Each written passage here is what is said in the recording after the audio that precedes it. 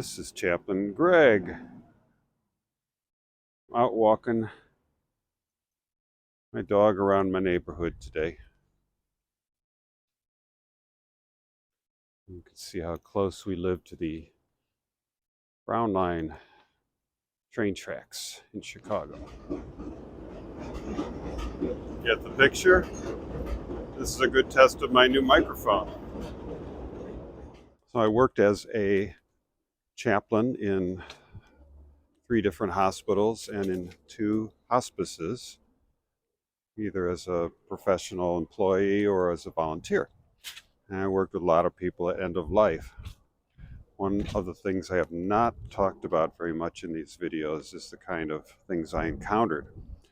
I call them miracles that do happen at end of life. The term miracle comes from the Latin miraculum, which means object of wonder. That's how I take the term. Later, in Middle Ages, I believe, oh, here comes the mailman. We're going to have a delay here. Hold on. So the term miracle comes from miraculum, which means object of wonder. And only later on did it become something that an event or that just defies the laws of nature, something almost supernatural. Well, I take it as object of wonder. And I saw lots of objects of wonder among people at end of life when I was a chaplain. Here is one. I went to visit a woman who was, she was on palliative care and she was dying. And while I was talking to her, the phone rang, her cell phone. She says, "Excuse me, this bill collector keeps bugging me.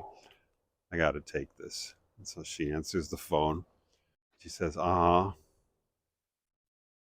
I can't pay that bill. I don't have any money." And the person on the phone must have said, "Well, I'll call you in 2 weeks," because she says 2 weeks isn't going to make any difference.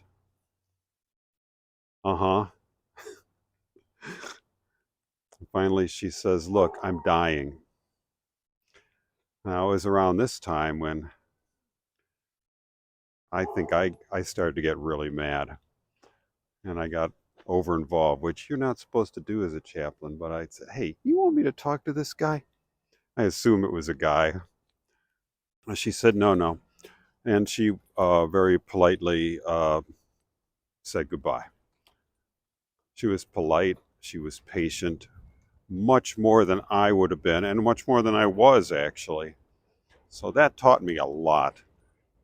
People at the end of life have one challenge after another. Their illness is just the beginning of their challenges. And the medical system is the next challenge. Then dealing with getting the care they need, living, going through the activities of daily life, getting food, shopping. And then you get things like this. To me, that's a miracle. The example of patience has always stuck with me, and I'll never forget it. And I think that was a blessing. So I thank that lady for showing that to me, and I wish her well on her journey, and God bless her, This is Chaplain Greg with just a very short miracle at the end of life. Wish you peace. Please subscribe. Bye.